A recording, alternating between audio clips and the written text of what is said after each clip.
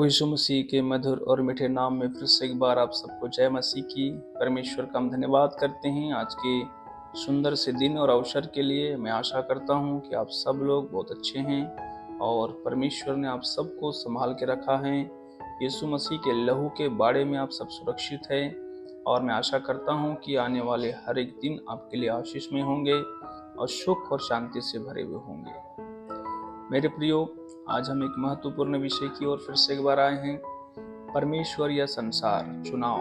जब हम देखते हैं कि परमेश्वर ने इस संसार को बनाया, हम संसार को तो नहीं कह सकते, परंतु जब परमेश्वर ने सृष्टि की रचना करी, पृथ्वी की रचना करी, पृथ्वी पर हर प्रकार के पेड़, पशु, पक्षी, पौधे, नदी, नाले, झरने और समुद्र की रचना की, उसके बाद परमेश्वर ने जो है मनुष्य की रचना की। और पवित्र शास्त्र बाइबल इस प्रकार से बताता है कि भजन संहिता की पुस्तक 139 अध्याय के 13 पद से लेकर 18 पद तक मैं आपके सामने पढ़ता हूँ। यहाँ पे इस प्रकार लिखा है कि मनुष्य की रचना के विषय में, मेरे मन का स्वामी तो तू है, तूने मुझे माता के गर्भ में रचा। मैं तेरा धन्यवाद करूंगा इसलिए कि मैं भयानक और अद्भुत रीति से रचा गया हूँ।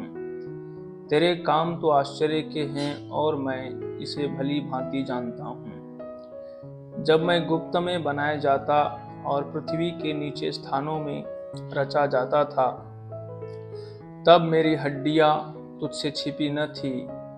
तेरी आंखों ने मेरे बेडोल तत्व को देखा और मेरे सब अंग जो दिन दिन बनते जाते थे, वे रचे जाने से पहले तेरी पुस्तक में लिखे हुए थे। और मेरे लिए तो हे ईश्वर, तेरा विचार क्या ही बहुमूल्य है, उनकी संख्या का जोड़ कैसे बड़ा है। यदि मैं उनको गिनता तो वे बालू के किनकों से भी अधिक ठहरते। जब मैं जाग उठता हूँ तब भी तेरे संग रहता हूँ। मेरे प्रियो, यहाँ पर पवित्र शास्त्र बाइबल भजन संहिता का लेखक भजनकार राजा दाऊद इस प्रकार से परमेश्वर की आत्मा से प्रेरित होकर बोलता है और मनुष्य की रचना का एक सरल सारांश हमारे सम्मुख में रखता है। ये बात से ये स्पष्ट हो जाता है कि सच में परमेश्वर ने मनुष्य को जो है बनाया है, किस लिए बनाया है। तो यहाँ पर देखते हैं कि परमेश्वर कहता है वचन में कि तुम मेरी आराधना, मेरी स्तुति, मेरी महिमा और मेरी प्रशंसा के लिए तुम सिरजे गए हो।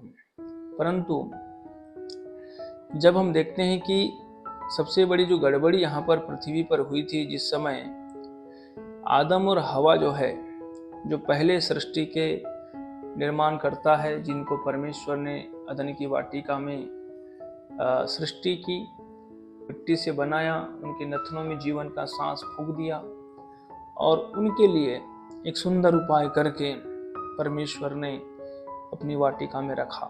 तो इस ठीक समय पर लूसीफर, जिसको हम शैतान कहते हैं, वो आया और हवा को बहकाकर जिस फल को खाने के विषय में परमेश्वर ने मना किया था, वही काम उसने किया। और तब से उनकी दोनों ने वो फल खाने के बाद उनकी आंखें खुल गई। दोनों की आंखें खुलने के बाद सीधे तौर पे देखा जाता है तो वे लोग परमेश्वर से छुपने लगे, परमेश्वर से भागने लगे, परमेश्वर को आदर देना बंद कर दिए, परमेश्वर की आराधना के लिए वो लोग उपस्थित नहीं रहे। जब परमेश्वर अपनी आराधना सुनने, अपनी महिमा सुनने, अपनी प्रशंसा सुनने के लिए जब अदन की वाटिका में आया, तब परमेश्वर देख रहा है कि आदम और हवा, जिनको मैंने रचना किया है, वो इस वक्त यहाँ पर मौजूद नहीं है और वो लोग जो है छुप रहे थे। परमेश्वर ने, मेरे प्रियो, वहीं से परमेश्वर और मनुष्य के बीच में एक बड़ी दरार पड़ गई और मनुष्य जो है संसार का चुनाव किया और आत्मा को चुनना उसने बंद कर दिया। तब से लेकर हम देखते हैं आज तक पूरे संसार में जो है जितने भी मनुष्य का जन्म होता है, वो पूरी तरह से संसारिक की बातें करना, संसारिक जीवन जीना, संसार का सुख सुविधाएं, लोभ, लालच, मोह, माया, हर प्रकार की सांसारिक वस्तुएं आधुनिक जिंदगी के पीछे वो धीरे धीरे अग्रसर होते चले गया है, और इसके कारण से मेरे प्रियो वो परमेश्वर से अलग हो गया। वो इस बात को भी भूल गया कि मुझे रचने वाला कौन है, मेरा रचनाकार कौन है, मुझे बनाने वाला कौन है, मुझे सृष्टिकर्ता कौन है, मैं किसके लिए सृजा गया हूँ, किसने मुझे अपने लिए रचा है। ये सारी बातें से जो है इंसान जो है अनभिज्ञ होते चला गया और स्वयं को दूर किया। यशायाह 45:9 में लिखा है, हाय उस पर जो अपने रचने वाले से झगड़ता है, वह तो मिट्टी के ठिकरों में से एक ठिकरा ही है। क्या मिट्टी कुम्हार से कहेगी, तू यह क्या करता है? क्या कारागिर का बनाया हुआ कार्य उसके विषय कहेगा कि उसके हाथ नहीं है? हाय उस पर जो अपने पिता से कहे, तू क्यों जन्माता है, और माँ से कहे, तू किसकी माता है? हुआ जो इस्राएल का पवित्र और उसका बनाने वाला है, वह यूं कहता है, क्या तुम आने वाली घटनाएं मुझसे पूछोगे? क्या मेरे पुत्रों मेरे कामों के विषय मुझे आज्ञा दोगे? मैं ही ने पृथ्वी को बनाया और उसके ऊपर मनुष्य को सृजा। मैंने अपने ही हाथों से आकाश को ताना और उसके सारे गणों को आज्ञा दी। यहाँ पवित्र शास्त्र बाइबल इस प्रकार से स्पष्ट रूप से कहती मेरे प्रियो की परमेश्वर की ही सृष्टि है, परमेश्वर की ही रचना है, परमेश्वर की ही योजना है। पर हम मनुष्य जब संसार का चुनाव करते हैं तो सीधे तौर पर देखा जाए तो हम परमेश्वर से बगावत करते हैं। जैसे कि वहां पर वचन में लिखा है मेरे प्रियो, याकूब उसके 4:4 में इस प्रकार से लिखा है, हे व्यभिचारिणियों, क्या तुम नहीं जानती कि संसार से मित्रता करनी परमेश्वर से बैर करना है? जो कोई संसार का मित्र होना चाहता है वह अपने आप को परमेश्वर का बैरी बनाता है।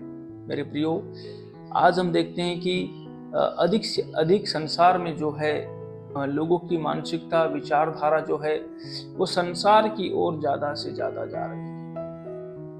आज बड़े दुख के साथ कहना पड़ता है, कभी कभी कई मसीही भाई बहनों के पास परमेश्वर से प्रार्थना करने के लिए समय नहीं होता, बाइबल पढ़ने के लिए समय नहीं होता, और कई सारे बहाने वो बताते हैं, कई सारे संसारिक कार्यों को वो गिनाते हैं और अपने आप को इतना डिस्टर्ब रखते हैं, इतना टेंशन में रखते हैं कि सच में मेरे प्रियो ये अपने आप को परमेश्वर से ऐसे करके अलग रखने से कुछ फायदा नहीं होने वाला है।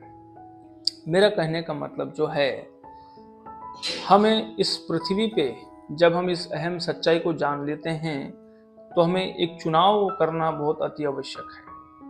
हमें इस बात को चुनना बहुत जरूरी है कि मैं किसको चुनूं, परमेश्वर को चुनूं या संसार को चुनूं। परमेश्वर ने हमें संसार में रहने के लिए मना नहीं किया है, संसार में रहो पर संसार के मत बनो, संसार के होकर मत रहो। परमेश्वर प्रभु यीशु कहता है कि मैंने तुम्हें संसार से चुन लिया है, संसार से तुमको मैंने अलग किया है, तुम अब संसार के नहीं हो। हमें प्रभु बार बार कहता है मेरे प्रियो। प्रभु यीशु मसीह हमसे इतना प्यार करता है, इतना हमसे प्रेम करता है कि वो हमें एक को सच्चाई को बताने के लिए स्वर्ग से स्वयं परमेश्वर अपने बेटे को भेजा है, ताकि आपके और मेरे बीच में रहकर वो सारी बातों को बताए जो हमारे परमेश्वर पिता को अच्छी लगती है। मेरे प्रियो, आप सबसे करबद्ध निवेदन है कि इन संसार, इस जीवन में, इस समय काल में अपने जीवन को प्रभु के लिए समर्पित करो और चुनाव करो इस समय कि मैं परमेश्वर तेरी ही आराधना करूंगा, मैं तेरी ही ओर चलूंगा, मैं अपने जीवन को प्रभु तेरे साथ रखूंगा। मेरी मदद कर, मेरी सहायता कर। मेरे प्रियो, अपने आप को संसार से निकालना हमारे लिए एक चुनौती है, ये एक अहम विशेष कार्य है जो हमें आज करने की बहुत जरूरत है। नहीं तो मेरे प्रियो, जब प्रभु यीशु मसीह उस न्याय के सिंहासन पर जब बैठेंगे, उस समय प्रभु कहेंगे, मैंने मेरे बेटों, मेरे बच्चों, मैंने आपको समझाइश दी थी, मैं आपको समझाने के लिए स्वर्ग से पृथ्वी पर आया और मैंने आपसे कहा था कि आप संसार के नहीं हो, आप जगत की ज्योति हो, आप अपने आप को संसार से अलग करो। लेकिन उस घड़ी यदि मेरे प्रियो हम उस प्रभु के सामने में रोएंगे, गिड़गिड़ाएंगे, प्रभु से कहेंगे प्रभु हमें एक बार माफ कर दीजिए, हमने आपकी बात को अनसुनी किया है, हम समझ नहीं सके प्रभु, हमें क्षमा कर दो। प्रभु कहेगा मेरे बच्चों अब हमारे पास आपके इस प्रकार की बातों के लिए कोई समय नहीं, कोई अवसर नहीं। मेरे प्रिय भाई और बहनों, मैं आपसे निवेदन करता हूँ इन दिनों हम अपने आप को प्रभु के ज्यादा से ज्यादा निकट रखें और संसार की हर उस अभिलाषाओं से अपने आप को बचाने का प्रयास करें। हम प्रार्थना करें परमेश्वर से, पिता ने हमारे लिए एक सहायक भेजा है जो पवित्र आत्मा है, जो आपके और मेरे साथ है और हर समय वो हमारे साथ है, हर समय वो हमारे संग है और वो चाहता है कि हम सचमुच अपने आप को संसार से अलग रखें, हम संसार के न हो जाए। प्रभु यीशु मसीह आपसे और हमसे बहुत प्यार करता है। हमारा परमेश्वर ये बात बताना चाहता है कि सचमुच मेरे प्रिय भाई और बहनों, क्योंकि वो परमेश्वर जो है वो अद्वितीय परमेश्वर है, वो परमेश्वर हमसे बहुत प्यार करता है। उसने हम सब के लिए, परमेश्वर ने एक सुंदर नई सृष्टि का निर्माण किया है, एक स्वर्ग के राज्य का निर्माण किया है जहां पर वे लोगों को प्रवेश मिलेगा जिन लोगों ने अपने जीवन में रहते हुए संसार का त्याग किया है, जो लोगों ने संसार में रहकर भी वो संसार के होकर नहीं चले, वो संसार की अभिलाषाओं को अपने ऊपर हावी नहीं होने दिए और वो प्रभु के लिए तैयार होते चले गए, वो पवित्र होते चले गए, वो अपने आप से हर एक संसार की अभिलाषाओं को दूर करते चले गए। जिन्होंने संसार की वस्तुओं को त्यागा है उन्हें स्वर्गीय वस्तुओं का लाभ मिलेगा मेरे प्रियो।